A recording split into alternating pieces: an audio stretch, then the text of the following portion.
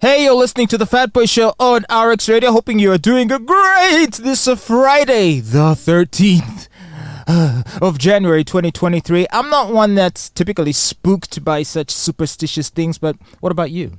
What? Friday, the 13th? The 13th. I've never really cared about the 13th or Friday the 13th. But people say, I don't know, there's films made about it. Friday the 13th is a popular horror movie franchise. I'm not superstitious. Are you sure? Yeah. Okay, so anyway, let's hope for the best. But beware, there's a lot that could go wrong today. Just ask Frank Gashumba, who is still suffering the fallout of leaked audio that had everyone talking about for all through yesterday and the night before, where essentially he's seemingly lamenting the fact that he's not getting due recognition or respect from his daughter Sheila. And of course, it raised questions about the quality of his parenting, with most people sympathizing with him and agreeing that Sheila is perhaps not acting in the best way. What did you make of that audio? Did you listen to it? I listened to all of it, actually. I re-listened to it again because I wanted to get it right. Uh-huh. And the one thing that stood out for me was a parent that is beyond hurt by the behavior of their child. And for me, at least in my opinion, it's not more about her recognizing him, but it's about the disrespect that comes from a child that you have taken care of, that you have nurtured. And I think every parent would resonate with that. Although in Frank's case, and I was mentioning this earlier, I have a feeling, when I just casually observe how he goes on about his daughter, I do sense a bit of obsessiveness. Because, let's be honest, he's not the first and only father in this world. He's not the only single father in this world. And yet, I think other fathers, what they do is, while still being very good fathers, maintain a bit of a healthy distance.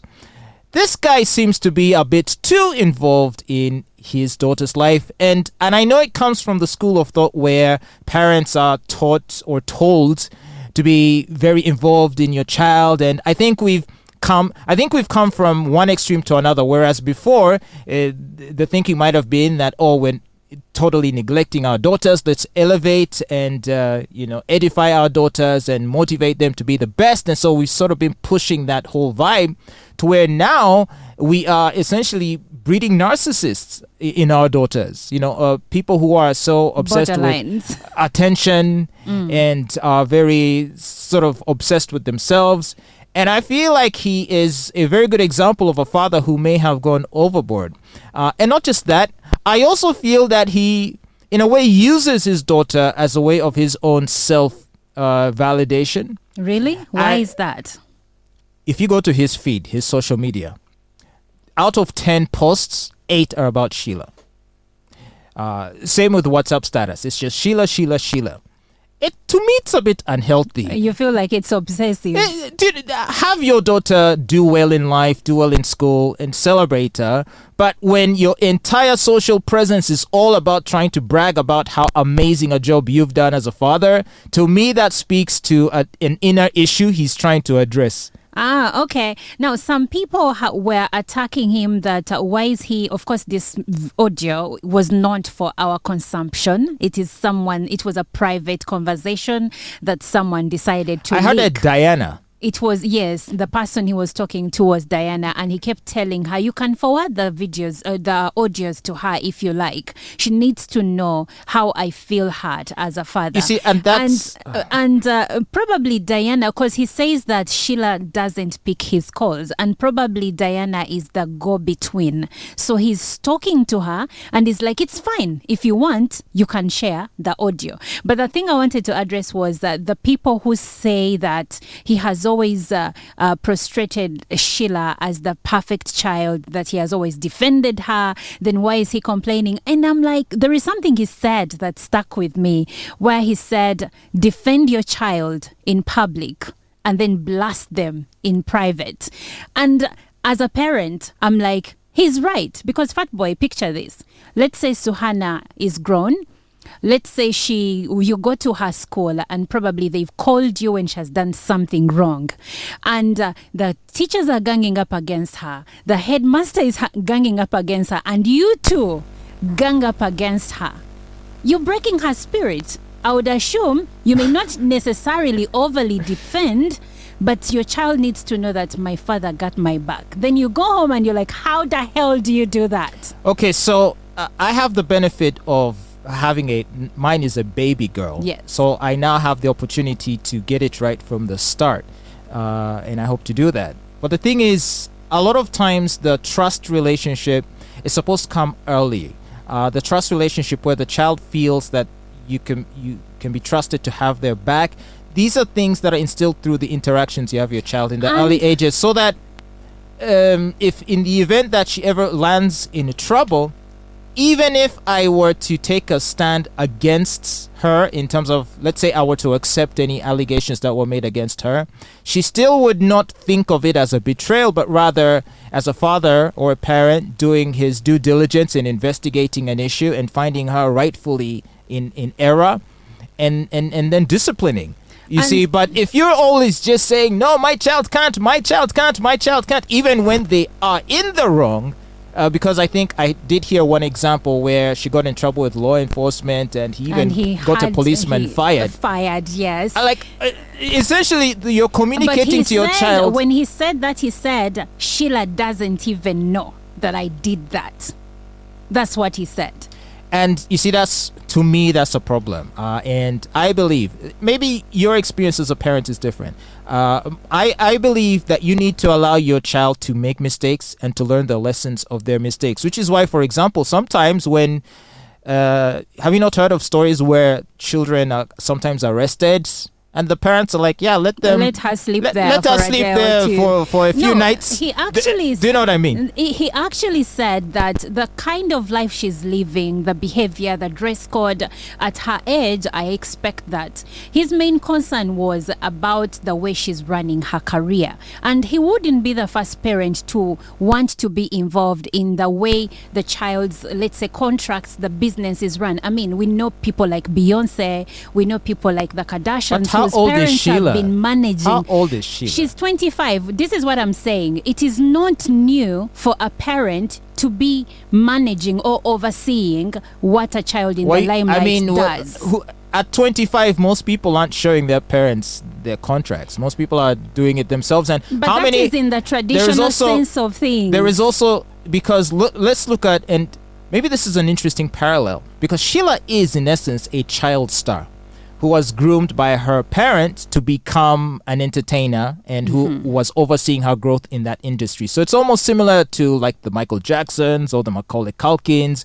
And we've seen what happens to these child stars and the relationship they have with their parents, because it gets to a point where the child wants to be their own person when they grow old enough. And yet they have an overbearing parent who is in control of their finances, in control of their business. Now, the parent may think they're coming from a good place, such as Britney Spears' father, right? The conservatorship. Yes. And yet at the same time, most people can sympathize with the idea that she ought to be free. Actually, this is what Frank said. He said, I do not want, if I wanted to find out how much money is in Sheila's account, I would. I have friends who work in StanChart. I would get her bank statement. That's wrong. It is wrong, but he could.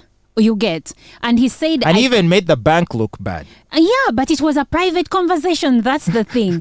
And he said, I do not want to go that extra mile. And I think for me, that is him trying to respect her boundaries. But he's saying the kind of people she's hanging out with, the guys she's dating, even her career is not growing. And it's true. Sheila, she was being handled by her dad, or when he was managing her or overseeing her business, that girl had a boutique at some point. She was getting endorsement deals from big companies. Right now, apart from Chop Life and the show at NBS, what does she have? Where is her career going? And as a parent, as an influencer, she's getting a lot of money. Do you know that though? Because the father is like, okay, everyone is saying she's making money, but are they sure she actually is? She's sleeping at people's on couches in people's apartments. She can't afford her own rent. As a parent, wouldn't you be concerned? He's like, this girl, I have to pick her from bars when she's sleeping in the chairs. No parent would want that. You know, Isn't it ironic though? Because let's face it, he kind of pushed her into this world, into the world of entertainment. Okay, let me put it to you this way. Imagine I want my child to be a Hollywood actor. And then later on, I get surprised when they're drug addict or alcoholic or engaged in some other vice, knowing full well that this is an industry that is fraught with such distractions and temptations. So if you want your child to grow up to be a media star, you have to understand that it comes with some not so good attributes. Exactly. You pushed this person in the limelight. You wanted this person to be big on TV and elsewhere, and without understanding. Even in the audio, he says it that he wanted her to be the most successful woman of her generation. Yeah. And I was having this conversation with Suhana's mother the other day. Just thinking about our daughter's future, and I'm like, I'm not going to be one of those parents that are going to essentially keep pushing her to do how can I say, I'm not going to use I'm not going to have her just do things because I think that she must excel at everything. I would like to offer her guidance in terms of what I will think is best for her. I would also like for her to find what she would like to do and ways in which she would like to live her life. I feel like, okay, it's a case of limits to how far you want to go with this. Because on one hand, you can say you can be a king. What is it called? Serena Williams' father was called King Richard. King Richard, and or Joe Jackson, and flog your children every day to excel and become big stars. And yet we saw the relationship that the Jacksons had with their father, which ended up not being a very friendly one. I don't know how Serena feels about her dad. I'm not too sure, but they were what do you say? But essentially, they were not in good terms, even when you watch that movie. Let me put it to you this way. So on paper, you may want your daughter to strive to attain the highest professional heights. Now, not that that's strictly a bad thing, but you must also take into account the cost of that to her personal life. Because first of all, it's going to make it very difficult for her and unlikely that she will settle and start family. And we see that with all of the career women. Many of whom are finding themselves perpetually single or divorced, and they seem miserable. And then, do you think parents raise their kids with that kind of future in mind? You start your daughter young when you're already preparing her for a future of family, having kids, getting married. At the end of the day, what makes a woman most happy? Which woman is happiest in life? Is it the woman that has attained all of the qualifications and all of the professional success? I think it depends on who you're asking, really. Or is it the woman who, has succeeded in nurturing a family? There's a famous video of Andrew Tate, your good friend. No, your good friend. Don't where start things he was me. actually sitting with a group of women, and he was asking them what they want to accomplish in their life, and they were saying things like, I want to travel, I want to succeed, my career, this and that. And then he said, you know what, just the other day we were at our grandmother's home. She turned 90 years old, and we were there, and there was about 50 of us in there, and her children and her children's children. And not one of us, not one single person in that room turned to the grandmother and congratulated her on her career. But rather, they were celebrating the fact that from her came all of the people that were in this room. That she is responsible for the 50 people that exist in this room because she started a family. And that at her age, those are the things that are valued and that are remembered. It is her true legacy. So I ask you this, when you are an old woman, retired or something, is anyone going to give a damn about the career you had or whatever professional goals you attained? If the career doesn't matter, then why is it mentioned when someone of note passes on, man or woman?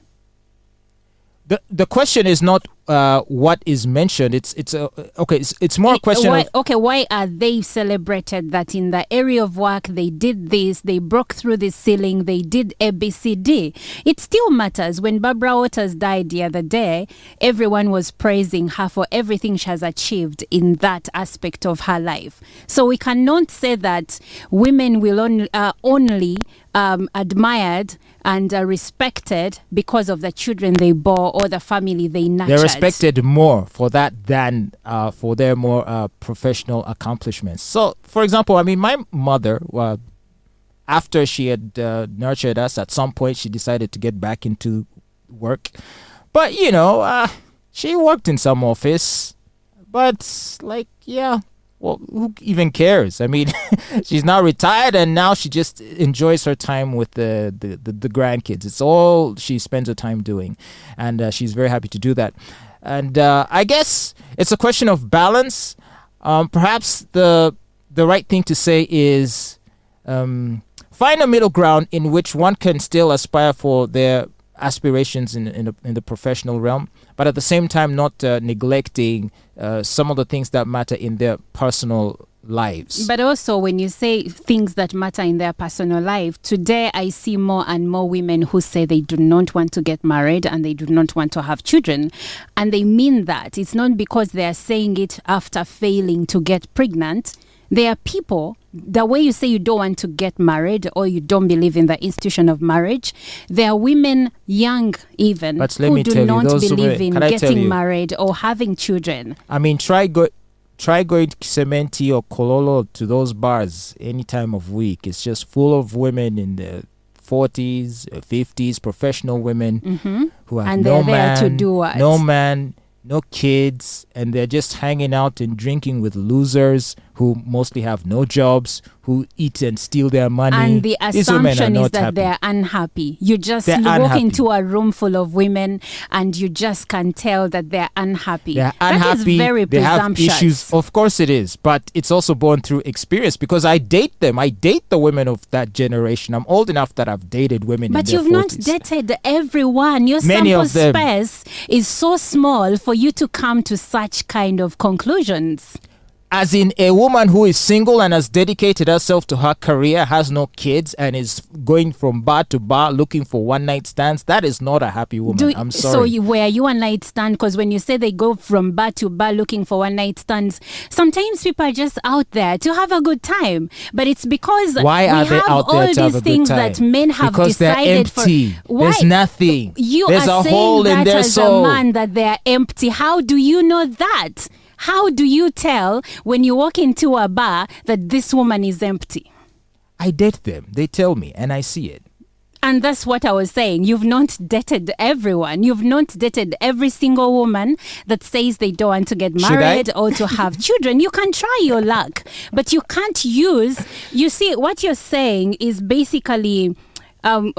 like you're just making assumptions basing on what you have gone through, and what you've gone through doesn't necessarily mean that it is the truth for everyone else. I'm inclined to think it is the truth, and you're free to disagree. So for all of the work Frank did to push Sheila to the greatest heights that he thought he was doing, I mean, why am I even saying this? It's like the proof is in the pudding, as in case in point, Exhibit A, just look, where you now have a highly narcissistic, dysfunctional young lady who is now disrespectful of her father, who invested so much time and energy in propping her up and trying to turn her into a big star, now looking at his daughter and saying, what the F is this? And there is something you said in the beginning. You said that you get the chance to do it right from the beginning. And this is what I want to say about that. Every parent out there tries to get it right from the beginning, because there is no parent. And even when you listen to this audio, you see that Frank thought he was doing what's best for his daughter from the beginning. So now we know it wasn't the best. But that's the thing. When you have children, you cannot really determine how they're going to turn out to be. Many people thought they were doing well, that they were level-headed in their parenting, that they were there for their children, that they did push them too much, or that they pushed them enough. And the children turned out differently. No, you know what? I think what has happened, and with the advent of modernity and a little bit of exposure to Western ideas, Africans sort of got a bit too smart for their own good, where they just dispensed of age-old notions and age-old truisms to just jump on whatever popular trend was being pushed. This whole thing of be your child's best friend kind of thing, be your child's cheerleader, instead of being their parent, which does require, and I'm going to say something very controversial. Many will disagree. It does require a degree of distance. There has to be a healthy distance between you and your child. You are not buddies. You are their parent. You must love them, care for them, relate with them, bond with them, but you are not buddies. And honestly, you need to maintain that boundary. I don't really think he was buddy, because do you know how Sheila left home? He beat her thoroughly for misbehaving, and she decided That's to leave what you the get home. when you raise them to be your buddy. No, it's very easy to look into someone else's homestead and make judgments because we think we are better from where we are standing. So you're telling me we have to wait for Suhana to be 25 years old, and then you judge from how she has turned out, then you'll listen to me. This is, and I'm not, by the way, get me very correctly, I'm not saying that because you're a new father, you have no right to speak. And I'm not saying that because your experience is still very new, that you cannot make a good conversation. All I'm saying is that when it comes to parenting, every parent from inception believes they're doing right.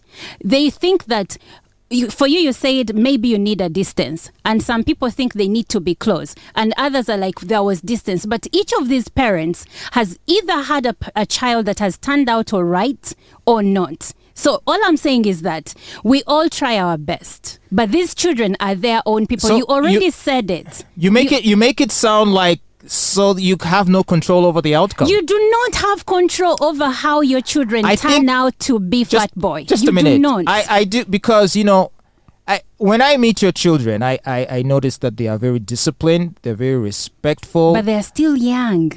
You get it. And for as long as you maintain that trajectory and be the great mother that you are, they're going to turn out fine. You can't tell that. That's the thing. That's what I'm saying. You can't tell that. You can't tell. No, you can't. What I'm saying is at least you're on the right track. And yes, and I agree and thank you. But if my son, who is going to be 18 in a few years, if my son turns out differently, I'm going to be the disappointed parent, God forbid, because I'll be like, I instilled the right morals. I did everything right. Why did my son do this? I mean, you've heard of reverends who rule their homes by the road, or not even by the road, but they are really strict parents, and then their kids turn out differently, and you're like, that is a son of a reverend. So I think, and obviously, as you mentioned, there's a lot of information about this, and I do think that there's enough information that we can make an estimation of the things that can work or has a higher likelihood of working than other things. But at least I'd like us to be open to the idea that healthy boundaries are necessary. Because, like I mentioned, we came from one extreme to the other. We went from the parents who are completely disconnected from the children, who lived in different homesteads. They barely ever met their parents. We moved from that to... some of them actually lived in the same homestead, but the children were supposed to exist and not to be seen and to be heard. Okay, so we moved from that to now, my child is my best buddy, my son is my king, kind of thing, right? No, my children, and I tell my son, because he's at least of understanding mind, I tell him, I am your mother first. I will never be your best friend first. And I don't care if I'm not your best friend. I am your mother and my intentions for you are good. But that doesn't still tell what he's going to be. I mean, Michelle Obama was recently saying, you don't have to be your child's best friend. They're going to hate your guts because at this moment, they don't see that what you're doing or the things that you're saying to them actually matter. But at the end of the day, we all try our best. And then our children decide, because we are raising them to fly, right? Yep. And to trust that their wings work. Yep. Well, okay, let's cut Frank some slack. Some slack. Yeah. Although it's quite clear he's made certain obvious mistakes along like the way. What? Introducing her to the limelight? Yeah, I think he needed to understand that was going to and this is why, as a parent, you have to think about this. If you want your child to pursue a life in entertainment or something, you have to understand that there will be consequences. Maybe to that. That's why he was too close to How do you her. complain that your child is dating men who look, like the boyfriend she has? Let me cut you short right there. You see Flavia Tumsime? Flavia started being on TV when she was like 13, 14. Yes. And is Flavia the same as Sheila? Does she even have a past like Sheila's? Here's the difference. Actually, here's the difference with Flavia and Sheila. And Flavia was raised by a single mother. And I do hope no one takes offense in this. I actually think Flavia is talented. What does Sheila even do? What does Flavia do? Oh, she's a very intelligent woman. Is very thoughtful, has opinions on many issues. Maybe that's because she's over 30 and Sheila is 25. Well, and beyond that, she's also an amazing speaker. I mean, she was on radio. She can hold her own in a conversation. She is able to flow nicely. What was she she has doing that talent. at 25? Now, the few times I've watched or listened to Sheila, she's really not been impressive in any way. And I'm not like dissing her, but like, do you know what I mean? Like, I don't watch her on a clip or in a video and I'm like, wow, that's interesting what she's saying. So for she's basically just a chick who slays. That's it. That's all she's known for and good for, is a chick who slays. For me, the notion I wanted you to drop is that he made obvious mistakes by introducing her to the limelight so early, because we have also seen other child stars. That's what like I'm saying. Flavia, that didn't turn out like her. That's what I'm saying is now. So the problem is not the limelight. I could be. But with Flavia, you see, the thing is, because she had that innate talent, even though she was thrust in the limelight, she could very easily grow that into other things. But what talents does Sheila have aside from being a person Beautiful that slays? And exactly, because I saw that she was on some TV show on DSTV. I think she was like a cooking show or something. She's really unimpressive as a host. Oh God. She was emceeing at the recent fashion thing. Yes. Again, not really. She also hosted the last Blankets and Wine event. Right, and I get that they hire her because she's famous. But my question is, she's famous for being what? Famous. Exactly, she's famous for being famous, whereas Flavia is famous for having some talent in presenting and talking and expressing ideas.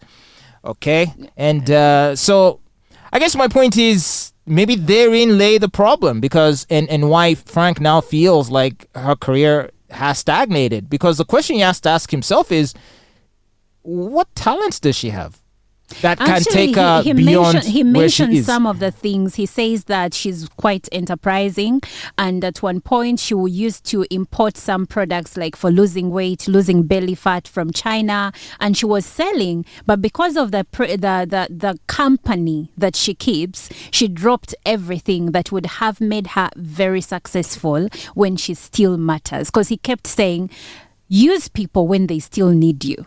That's a good point, because for all the fame that she enjoys today, it's not going to last forever. Yeah.